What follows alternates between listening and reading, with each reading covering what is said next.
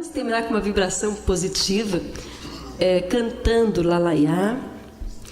E a seguir eu convido também todos os artistas que participaram, o maestro, todos que venham no decorrer dessa música, podem ser chegando e cantando conosco Lalaiá, nessa melodia tão conhecida.